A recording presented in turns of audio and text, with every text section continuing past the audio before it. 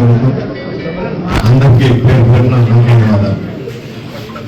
ముఖ్యంగా ఈరోజు మనం ఈ సమావేశంలో అందరం కూడా కలుసుకోవడానికి కారణం ఇంతవరకు రోజే చెప్పాను. ఈ ఓటర్ లిస్ట్ దానిపైన బిఎల్ఓలు బిఎల్ఏ దీని గురించి బిఎల్ఓలు అంటే ఆఫీసర్లు సార్.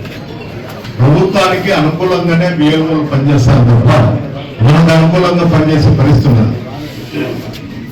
ఇది మనం ఒకరినే వార్డుల్లో తిరిగి తెలుగుదేశం ఉంటారు, సిపిఐ ఉంటారు, కాంగ్రెస్ ఉంటారు, రకరకాల పార్టీల్లో రకరకాల వ్యక్తులు అంతా ఉంటారు. మనం తిరిగేటప్పుడు అధికారం లేదు కాబట్టి అధికారం ఉన్నవాడు అధికారులను మనం ఎందుకు పురుగొలుపుతా అంటాడు. అప్పుడు మనం బిఎల్ఏగా ఉంటే మనం ఆ కార్డు చూపిస్తే అధికారులు కూడా కోరుకుంటారు.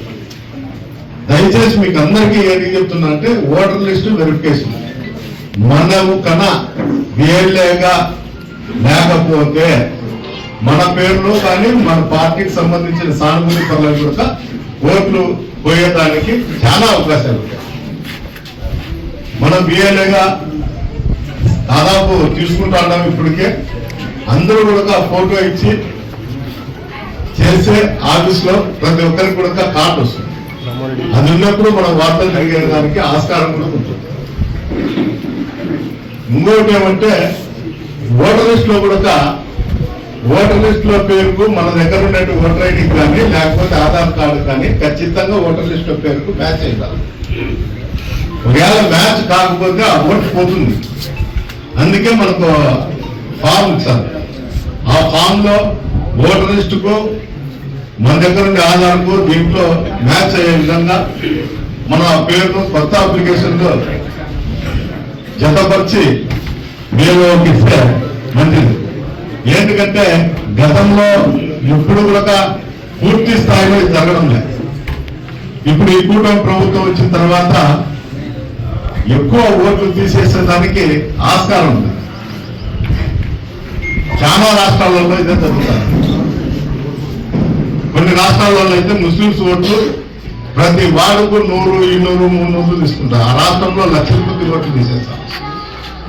1,50,000, 2 లక్షలు. ఏదికి సార్ అంటే బీజేపీ పొత్తు ఉంటే ముస్లింస్ మనకు ఓట్లు వేయరు అనేది ఒక భావన కలిగింది.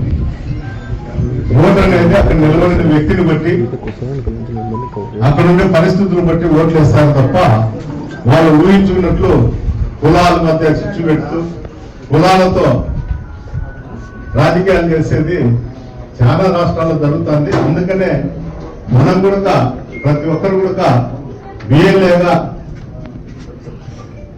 హార్డ్ వర్క్ చేసేవాడు. అంటే వార్డులో ఉండి ఎవరినైనా అడిగేవాడు, నూరు ఉండేవాళ్ళు, చదువు వచ్చినోడు బిఎల్ఏకి ప్రతి ఒక్కరు చేర్చుకోవాలని నేను కోరుతున్నాను. ఈ కూటమి ప్రభుత్వం వచ్చినాక కొత్త నాంది పలికినారు ఈ రాష్ట్రంలో. అంటే ఎప్పుడూ లేని విధంగా ఇక్కడ వ్యవస్థలు కూడా బయట కూడా అట్లే ఉన్నాయి. ఇక్కడ వ్యవస్థలు కూడా నిర్వీర్యం అయిపోయింది. వాళ్ళు ఏం చేసే పరిస్థితి లేదు. జిల్లా అధికారులను కూడా లెక్క చేయడం, కలెక్టర్లను కానీ ఎస్పీలను కానీ లెక్క చేయడం. ఇక్కడ ఉండే పోలీస్ అధికారులు జేసీ కుటుంబానికి తుత్తులై ఉన్నారు. తుత్తులు అంటే గుమాస్తాలై ఉన్నారు. అంతే వేరే భాషలో మేము కేవలం వాళ్ళను మేము గొప్పగా చెప్పేదానికన్నా వాళ్ళ ఇంట్లో గుమాస్తాలై ఉన్నారు. వాళ్ళ బస్సులకు డ్రైవర్లు, కండక్టర్లు ఎట్లుంటారో ఇక్కడ ఉండేటువంటి ఎంఆర్ఓ వ్యవస్థ కానీ పోలీస్ వ్యవస్థ కానీ ఏ వ్యవస్థ కానీ కాక మున్సిపల్ కమిషనర్ సహా వాళ్ళ ఇంట్లో గుమస్తాలుగా ఉండాలి. గుమస్తాలుగా ఉన్నప్పుడు మనం పోయి అడిగితే వాళ్ళు చేసే పరిస్థితి కూడా లేదు. వాళ్ళు చేయలేదని మనం బాధపడేదానికన్నా వాళ్ళ దగ్గరకు పోయేది మర్చిపోయేదే లేదు. మనం కేసులు పెట్టకపోయినా కేసులు తీసుకోరు. ఏంటికంటే మన పాపము తాడిపత్రం మీద పెద్ద సింపతి ఉంది ప్రభాకరన్. ఆయన 7 సార్లు కన్నీరు కాల్చారు. నాకు అన్యాయం జరుగుతుందంటాడు. తాడిపత్రి ప్రజలకు నేను సేవ చేస్తా అంటాడు. ఏం సేవ చేస్తాడో నాకు తెలుసు కానీ ఆయన తాడిపత్రి ప్రజల్లో నేను సచ్చినా కూడా డ్రైనేజ్ లో డబ్బులు కలుపుకుంటాను. అంత ప్రేమ ఉంది. ఆ ప్రేమ ఏముందో ఏం కథో మీకు అందరికీ తెలుసు అంటుంది. ఆయన ఉండే ప్రేమ, ఆయన కన్నీళ్లు నిత్యము పబ్లిక్ ను ఏడిపించుకొని తినేది తప్ప ఉండదు. ఎప్పుడైనా కానీ నేనైతే అధికారులను అన్నానో సారో అని సంబోధిస్తాను. ఆయన అయితే ఒరే అని మిగతా వాళ్ళ కుటుంబ సభ్యులు తిప్పేది ఆన్వాయితీగా వచ్చింది. ఈ పోలీస్ అధికారులకు కూడా ఆ టైంలో నేను ఎప్పుడైనా ఫోన్ చేస్తే మా కర్మ నాయుడు ఉద్యోగం చేసేదంట. వాళ్ళ అది అయిపోతానే పొద్దున్నే గ్యామ్లర్ పోతాడు. సార్ నేను పలానా సాట గ్యామ్లింగ్ పెట్టుకుంటా ఉన్నా ఇట్లంటే నాకు ఎంతో ఇచ్చిపోరా 30 నుండి 50 పెట్టుకున్నారట. ప్రతిరోజు 30,000 అంటే వాడు ఆట పెట్టుకునే దాన్ని బట్టి 30,000 నుండి 50,000 వరకు కలెక్షన్. అంటే ఒక స్టేషన్ కు ఒక ఆఫీసర్ స్టేషన్ ఆఫీసర్ కు 1,50,000 రూపాయలు ఆదాయం. నేను చెప్పాల్సిన అవసరం లేదు, మీకు అందరికీ తెలుసు ఎవడోడు మంగతాయి ఆడించాడు, ఎవడు మటకా ఆడించాడు, ఎవరు కదా. మంగతాయి ఆడించే వాళ్ళకి అందరికీ కూడా డైలీ పేమెంట్ పోలీస్ అధికారులు, మటకా వాళ్ళకు వీక్లీ పేమెంట్. గంజా వాళ్ళకైతే నాకు తెలుసు కానీ ఏంటంటే స్కూళ్ళల్లో కూడా గంజా నేర్పిస్తాను కాబట్టి గంజా గురించి నాకు ఎవరు డబ్బులు ఇస్తాడు ఏమో తెలుసు కాబట్టి గంజా అయితే తాడిపత్రుల్లో పుష్కలంగా ఉంది. ఇక్కడ ఉన్న తెలుగుదేశం నాయకులు కూడా ఏమనుకుంటారంటే వాళ్ళు తాగి వైఎస్ఆర్సీపీ వాళ్ళు కొడతారు, తింటారు, పోలీసు వాళ్ళు కేసులు రాసుకోవడం లేదు, వీళ్ళు మంచిగా ఉంది అనుకుంటారు. ఈ సంస్కృతి ఇట్లా కొనసాగదు. ప్రభుత్వాలు తిరుగుతుంటాయి, పోతుంటాయి, వస్తుంటారు, ఉంటారు. నేను అందరివాది నాయకులు అవకాశం కోసం చూస్తుంటా. అవకాశం వచ్చినప్పుడు ఇంతకు 2 ఇంతలు ఖచ్చితంగా తీరుస్తా వడ్డీతో సహా. మేము ఫస్ట్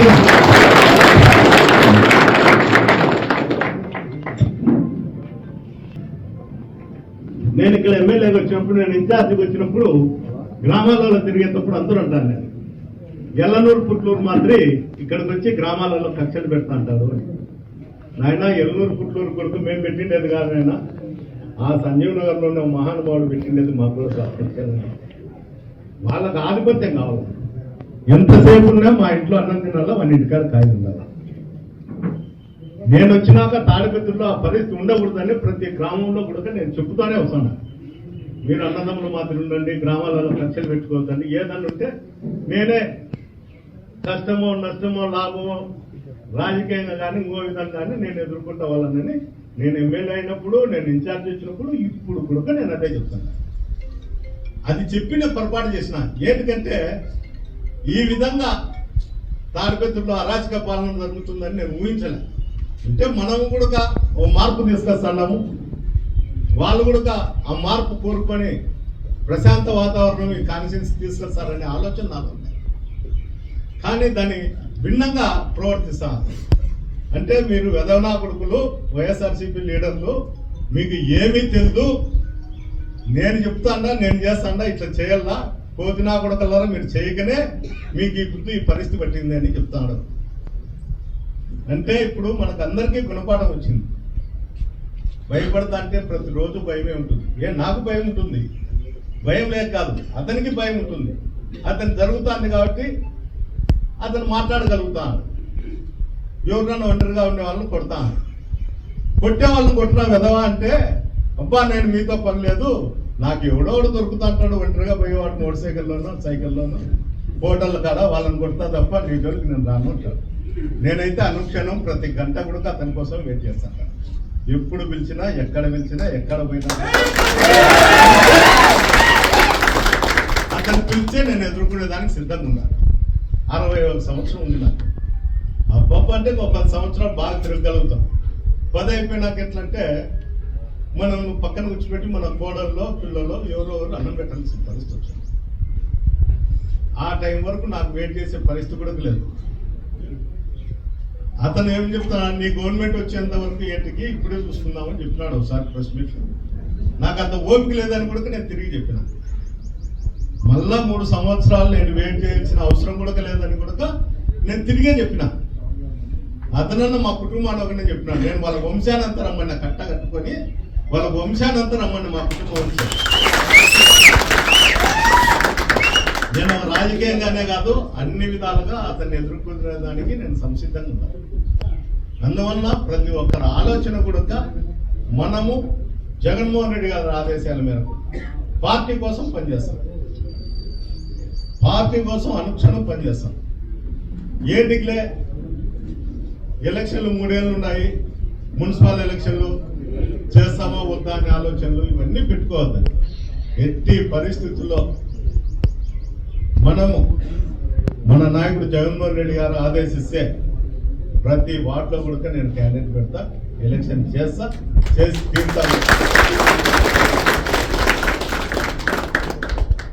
అతను ఎంక్రోచ్మెంట్లు కొడతా, మెటికలు కొట్టుకుంటా, ఫుట్పాత్లు కొట్టుకుంటా బెదిరిస్తే ఇక్కడ భయపడే వాళ్ళు ఎవరు లేరు. నాకు తెలిసి మన పార్టీ వాళ్ళు కూడా ఇంకా చనిపోయిన నష్టం అంతా జరిగింది, జరిగేది ఏంది లేని ఆలోచనలో ఉంటారనేది నా ఆలోచన కూడా కాదు. ఇతను ఈ మధ్య వారం రోజుల కిందట మన కౌన్సిలర్, ఇప్పుడైతే మాజీ కౌన్సిలర్ చిన్నాగిరెడ్డి సెతస్కో ఉంది, దాని పేరు సెతస్కో ఉంటే యాళ్ళ ఉల్లంఘించింటే కోర్టుకు పోయి కమిషనర్ గారు దాన్ని వెకేట్ చేయించి దాని ప్రకారం అతని చట్ట ప్రకారం ఏమన్నా చేసిందట. అట్లా లేకుండా ఇతను మున్సిపాలిటీ అధికారులను జేసీబీలు పంపించి ఈ తాడిపత్రులు ఇంకొక సంస్కృతి కూడా ఉంది. మీరందరికి కూడా నేను చెప్తా, ఇది అందరూ మతికి పెట్టుకోవాలా. దిక్చూచి నలుగురు ఉంటారు అతని దగ్గర, మన దగ్గర తిడతా అంటాడు, వాడు విధవ నా కొడుకు, పనికి వాళ్ళ నా కొడుకు, మేము చెప్పినా ఈనాడు అని. ఏంటి చెప్తా అంటాడంటే మన వాళ్ళ ఇళ్ళ చుట్టూ తిరిగి ఆయన చెప్తే వింటాడేమో, ఈయన చెప్తే వింటాడేమో, వాళ్ళ ఇళ్ళ దిక్కు చూస్తుంటే వాళ్ళు మన దగ్గర చెప్తూ వాళ్ళు చేస్తూ వాళ్ళు ఎంతసేపు ఉన్నా వాళ్ళ నాయకుడిని కాపాడేదానికే ప్రయత్నం చేస్తారు తప్ప మన దగ్గర మాట్లాడేదంతా కూడా ఉత్తమ మాట. మీరు అది బాగా గమనించాలా. ఏంటంటే నేను కూడా మాట్లాడుతాంట తెలుగుదేశం వాళ్ళతో, నేనే మాట్లాడినని ఎప్పుడు చెప్పను. ఎవరెవరు కార్యకర్తలు ఎవరెవరు మాట్లాడుతుంటారు, పెళ్లిళ్ళలోనో పేరెంటాలనో ఏదైనా కార్యక్రమం మాట్లాడుతుంటారు. మాట్లాడే దాంట్లో తప్పు లేదు, మనం కొలీడ్ అయ్యే దాంట్లో తప్పు ఉంది. మనం కొలీడ్ అయ్యి చేస్తే అది తప్పు. మనం ఎవరితో మాట్లాడినా ఎట్లున్నా అది వేరు, కానీ మనము కొలీడ్ అయ్యి మాట్లాడితే తప్పు. పాపం ఆకునాయుడిది అట్లే జరిగింది. సంప్రదింపులు అతను కొట్టలేక అధికారులు చేతులు ఎత్తేస్తే సంప్రదింపులు జరిపి 2 మెటకలు పడతాడు, మళ్ళా నీ బిల్డింగ్ జోలికి రాడని సంప్రదింపులు జరిపి ఆ 2 మెటకలు కొట్టిన తర్వాత అక్కడి నుండి ఓ పోలీస్ అధికారి వచ్చి నాగిరెడ్డిని స్టేషన్లో కూర్చోపెట్టుకొని ముందు కొట్టడం జరిగింది. ఇవన్నీ ఎందుకు చెప్తున్నా అంటే ఎవరు ఉనికి వాడు కాపాడుకునే దానికోసమే రాజకీయాల్లో ప్రయత్నం చేస్తారు. అతని ఉనికి అతను కాపాడుకోవాలని చూస్తుంటారు, మన ఉనికి మనం కాపాడుకోవాలని చూస్తుంటారు. అందువల్ల దాంట్లో పావుగా నేను ఇప్పుడు చెప్పిన ఈ 4-5 మంది ఉన్నారు. వీళ్ళే తాడిపత్రికి దిక్కు చూసి, ప్రభాకర్ రెడ్డి కాదు వాడు వెదవా, వాడు ఎవరు ఖర్చు అంటాడు తప్ప ఏం కాదు. ఈ 4 డేంజర్. మీకు తెలియంది ఏంటంటే ఈ 4-5 మందితోనే మీకు ప్రమాదం కూడా అందరికీ చెప్పేది.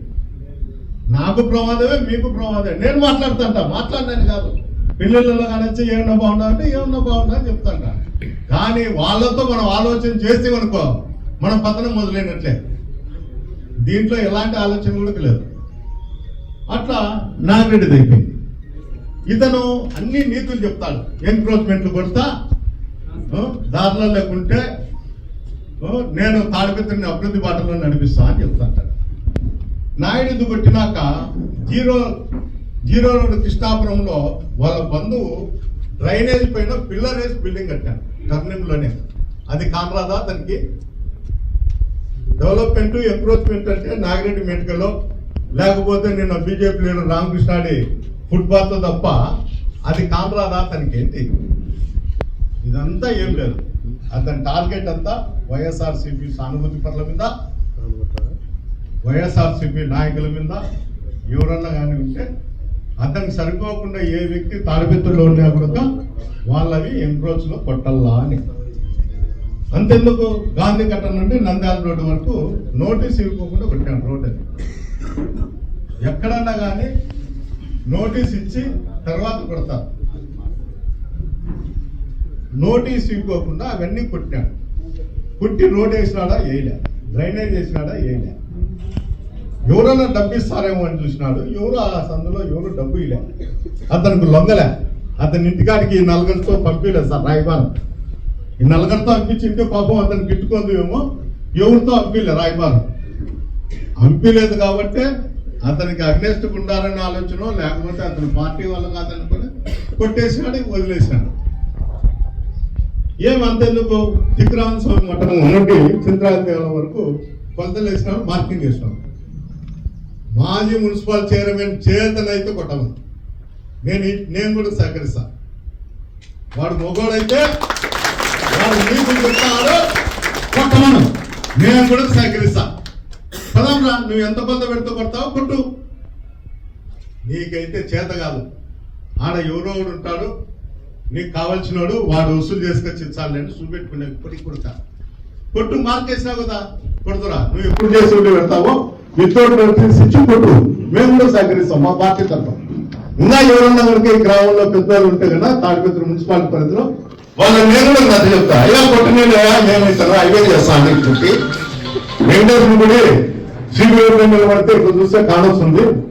మనకు మేలే కదా, కొత్త పాత పోయే వాళ్ళు గుడికి పోవాలని మనల్ని అడగరు. రోడ్లో చూస్తే చంద్రాంజలి కానొస్తుంది.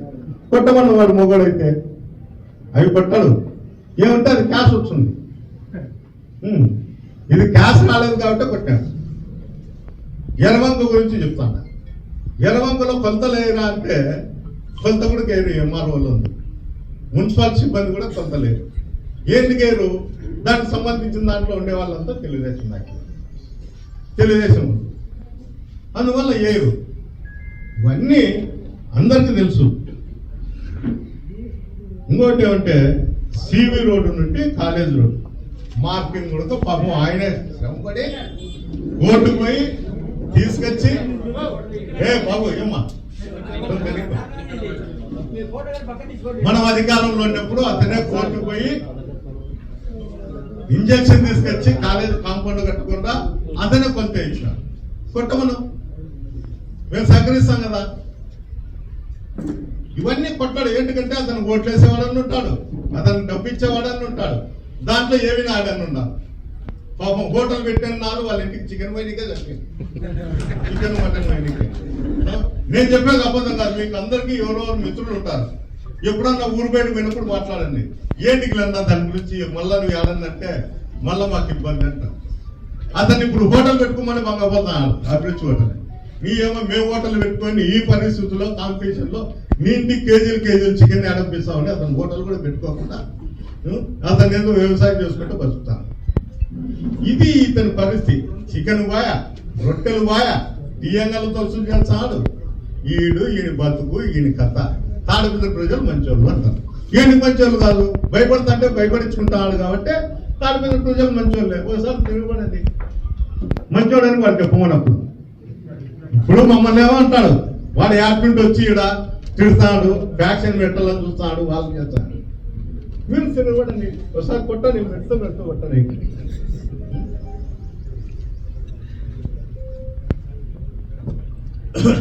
అప్పుడు చెప్పమను తాడిపత్రి ప్రజలు మంచోళ్ళని. వాడి స్థాయికి పెంచిండేదే మనం. తాడిపత్రి ఓటర్లు అందరూ కూడా కాదు. ఏంటికి డ్రైనేజ్ పైన ఇల్లు పెడతారు, డ్రైనేజ్ పేరు చెప్పి మళ్ళీ పీకేస్తారు. ఓపెన్ డ్రైనేజ్లు, ఓపెన్ పైప్ లైన్ల మీద ఇల్లు కట్టి కాంప్లెక్స్లు కడతారు. ఇళ్ళనేమన్నాడు అతని దృష్టిలో ఈడు మనకు తరంగాడు, అవతల పార్టీ సింపథైజర్ అంటే వాడి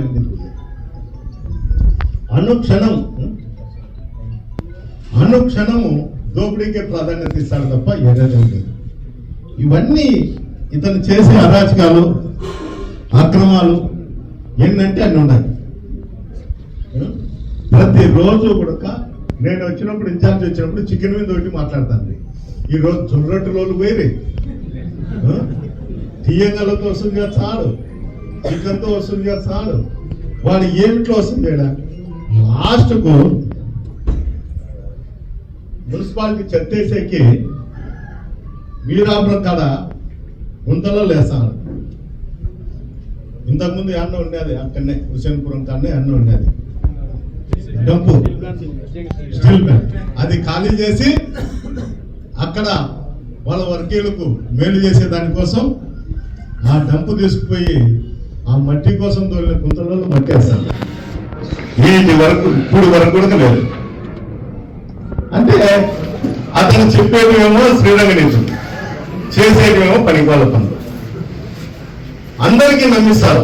నేను ఎంతో తాడిపత్రిని ఒక అద్భుతమైన తాడిపత్రిని తీర్చొస్తాను. అద్భుతమైన తాడిపత్రి కాదయ్యా, జేసీ కుటుంబం మాత్రమే అద్భుతంగా ఉంటుంది. ఎవ్వరు భ్రమంలో పడాకండి. ఇప్పుడు తెలుగుదేశం నాయకులను కూడా బేఖాతరు చేసినారు. ఎవరన్నా చంద్రబాబు సామాజిక వర్గంలో పోతే, రే నువ్వేమన్నా మాకు ఓటేసినావా, మీ వాళ్ళని చూసి ఓటేస్తాను, వాళ్ళకన్నా సిగ్గుండాల. ఓ సీటు పోతే పోయా, మేము ఓటేకి పోకుండా మానుకున్నామని వాళ్ళకన్నా సిగ్గుండాల. వీళ్ళకి సిగ్గులేదు, అతనే మాట్లాడతానంట. సిగ్గు, మానం, పౌరుషం అనేది మనిషి అయిపోయినాక ఉండాలి. అది వీళ్ళకు లేదు, వాడికి అంతకు లేదు. యాటిపోతారు లేదు, ఎన్ని తింటే కూడా చంద్రబాబు నాయుడు చూసే నాకు ఓటేస్తారు కదా, యాటిపోతారు అంటారు. అదే ఇంటి పక్కన వాడు తిట్టమను వెంటనే కొట్లాడిపోతారు. ఏమయ్యా ఇంటి పక్కన ఎందుకు కొట్లాడిపోతారు? వాడు తిడితే తిట్టించుకొని ఇంటికి పోయి ఏమంటే అన్న నవ్వుతా తిట్టా అని తిట్టారు. మళ్ళా వీళ్ళు చెప్పేది కూడా అన్న నవ్వుతా తిట్టా, ఏమిగా అన్న అట్లా అనుకోకూడదుపా, మన పైన చూడాలి. ఏంటిది పైన చూసేది, కింద చూసేది, చెప్పులో పొందింది. మనము పైన చూసేది, వాడికి వేసేది, వాడి అధికారంలో కూర్చోబెట్టేది, కూర్చోబెట్టకపోయినట్టు మెడికల్ తిట్టాలి. అవసరమా? ఎవరన్నా పోతే పొడుగు చూసేది నా మీద 70 ఏళ్ళలో కూడా ఏం పొడన్నా, ఏం వెళ్ళన్నా, ఏమని అన్న అనే మాట వీళ్ళకు రాని కూడా రాదు. ఎవరు గౌరవం వీళ్ళనే రాదు. ఇంటికాడికి పోతే వాడిని కొట్టి ఈయన కొట్టి వాడి తింటే వీళ్ళకి లాస్ట్కు వాడిని కొట్టి ఈయన కొట్టని కొట్టించుకున్న వాళ్ళంతా ఎప్పుడోసారి వాడిని కొడతారు. ఇదైతే ఖచ్చితంగా జరుగుతుంది. ఈ రోజు కాకపోతే రేపు కాకపోతే మన్నారు ఏదో రోజు అయితే జరుగుతుంది. భయం లేదు, ఇంకోటి లేదు. నేనేమన్నా పడతారు, ఏమన్నా ఏం చేసినా కూడా ఉంటారనే ఆలోచన తప్ప అతనికి ఏదో ఆలోచన కూడా తెలుసు. రంజాన్ పండుగ అంతా 15 రోజులు 20 రోజులు అయింది రంజాన్. ముస్లింస్కు చాలా పవిత్రమైన పండుగ. మనకి హిందువులకు ఉగాది ఎట్లా ఉంటుందో ఆ విధంగా అంతకన్నా పవిత్రంగా చేసుకుంటారు వాళ్ళు. 4 రోజులు ఒక్కపోతు ఉన్నాయి. వాళ్ళు మసీదులో ఎందో కట్టుకోవాలా చేయాలంటే కాళ్ళు ఇరుకొడతా, చేతులు ఇరుకొడతా, ఎట్లా కడతారు? నేను 10 లక్షలు ఇస్తాను, 40 లక్షలు ఇస్తాను చెప్తారు తప్ప వాడు ఇచ్చిన పాపాన్ని కూడా పడు. వాడి జీవితం అంతా కూడా సొంతంలో 40 లక్షలు ఏ దేవాలయానికి ఇచ్చినాడు, హిందువులకు ఇచ్చినాడు, ముస్లింస్కి ఇచ్చినాడు, క్రిస్టియన్ కూడా ఇచ్చినాడు. మాటలేమో చెప్తా అంటారు. మళ్ళా చెప్పేదేమి మీతోనే స్టేట్మెంట్ ఇప్పించాలి. అన్న చెప్పినాడు 40 లక్షలు డబ్బులు ఇస్తాడు, మన దేవాలయానికి 10 సెంట్లు స్థలం ఇచ్చాడు అన్న, మనకు ఉండాల ముస్లింస్ అందరికీ ఆయనే పెద్దదికి అని చెప్తారు.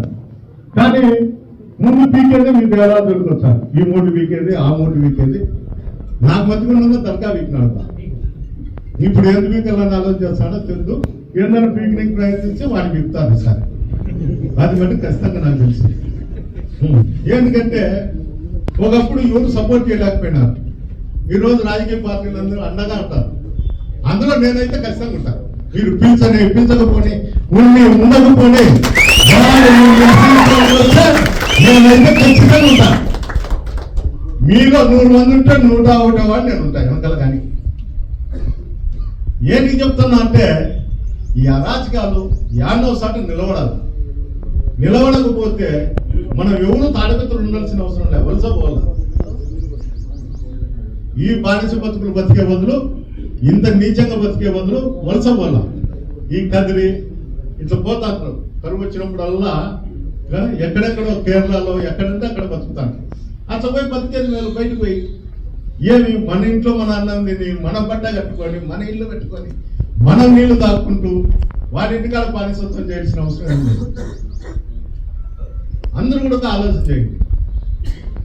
భయపడి బతికేదానికన్నా మన ఇంట్లో మనం కూర్చుండేది మంచిది. వాడేందో అంటాడు, వీడేందో అంటాడు. వైఎస్ఆర్సీపీ ఆఫీస్ కాడికి పోతాంటే నన్ను బెదిరిస్తారు, వాడు తిడతాడు, వీడు తిడతాడు. ఎన్ని రోజులు భయపడతారు, ఎన్ని రోజులు ఉంటారు? నువ్వు పీకితే అట్లా మెట్టిలు వీకినట్టు పీకుతాడు. అంతకన్నా ఏం కాదు కదా, అంతకన్నా ఏం కాదు. మనిషినే సంపడు కదా. ఎవడన్నా తాడిపోతాడో బంగాకడో కొడితే ఒక ఏడు కొడతారు, పోతారు. పోలీసులు వాళ్ళకి మద్దతు ఇస్తానే ఉంటారు. ఈ వ్యవస్థలన్నీ మారాలంటే మనలో కూడా చైతన్యం కావాలి. చైతన్యం రానంత వరకు ఈ విధంగానే గ్రామాలలో కక్షలు పెడతా అంటాడు. టౌన్ లో చూస్తే ఒకరోజు పోతుంటే ఆ హోటల్ కాడ ఈడ టీ తాగితే వాళ్ళని పడతా అంటారు. ఇదే పరిస్థితి. ఎవరైనా కానీ వైఎస్ఆర్సీపీ కార్యకర్తల నాయకులు ఈ ప్రభుత్వంలో నష్టపోయిన వాళ్ళకి ఒక్కరికి కూడా ప్రతి ఒక్కరికి కూడా మన ప్రభుత్వం వచ్చినాక నేను ఖచ్చితంగా సాయం చేస్తాను కూడా.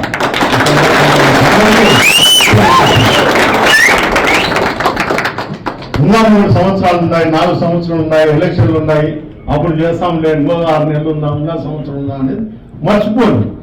పార్టీ కోసం పనిచేయండి, నా కోసం కాదు. ఈరోజు నన్ను జగన్మోహన్ రెడ్డి పెట్టినాడు కాబట్టి నేను కష్టపడతాను. రేపు పొద్దున ఇంకోరు పెట్టినందుకు వాళ్ళ కోసం మనం చేయాలి. జగన్మోహన్ రెడ్డి అనేవాడు మనకు నాయకుడు అంతే. ఇక్కడ నేను కార్యకర్తనే, మీరు కార్యకర్తలే, అందరూ కార్యకర్తలే. మనకు ఉండేది ఒకటే లీడరు, ఆయన మాట మనకు ఇది. అందువల్ల ఆయన ఎవరిని పెట్టినా ఈ రోజు నన్ను పెట్టినాడు, అందరం కలిసి చేయాలా.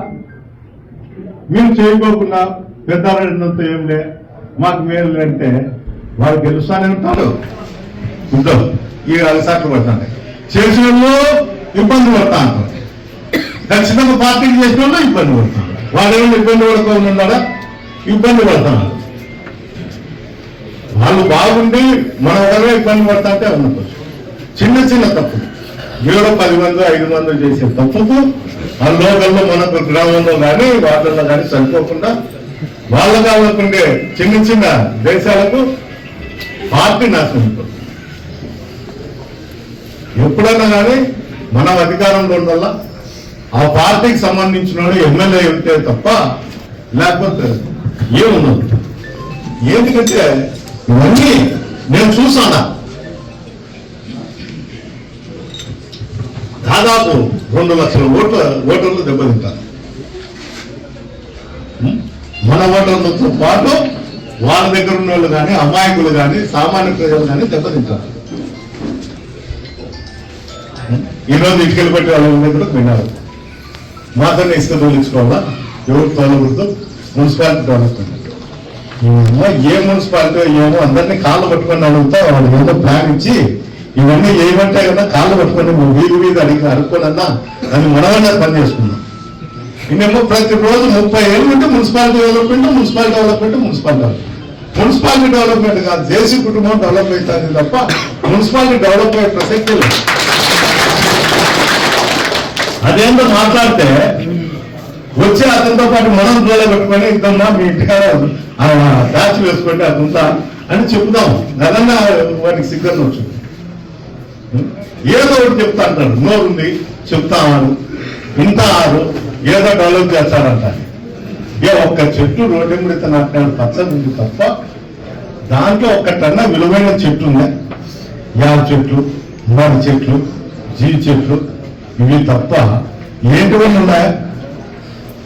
వారు ఒకరు మేధావైనట్లు, తాగమిత్రులు అందరూ కూడా తెలియనట్లు, వారు ఏం చెప్తే అది జరుగుతున్నట్లు, అది ఏం శాసించితే అది ఉంది అన్నట్లు చెప్తారు. కానీ వ్యవస్థలు నిర్వహణ అయినప్పుడు మనం కూడా ఆ వ్యవస్థల దగ్గర అవసరం వచ్చినప్పుడు మనకు ఏకదాటి మీద కూర్చోవాలి. వాళ్ళకి రెట్టుకుంటే మనకు డిస్టర్బ్ ఉంది. ప్రతి ఒక్కరికి కూడా ఎవరికి తెలిసేది కూడా కాదు. యాప్ అందరికి కూడా తెలుసు. ఆ యాప్ లో బుక్ చేయండి. ప్రతి ఆఫీసర్ను చూస్తాం మనం అధికారంలోకి వచ్చినాక వాళ్ళు ఎంత ఉపయోగం చేస్తారని. మనకేదా మన కుటుంబాలు మనకు అందరూ ఉండేది, వాళ్ళకి లేవు ఆ కుటుంబాలు. లాస్ట్ పోలీస్ అధికారులు అమ్మాయిలు కూడా వేధిస్తా ఆడుతున్నారు. ఎవరో పోకిరి నాయకులు చేసే పని పోలీస్ అధికారులు చేస్తాను. ఫోన్ నెంబర్ తీసుకొని టార్చర్ పెట్టుకుంటూ ఉంటారు.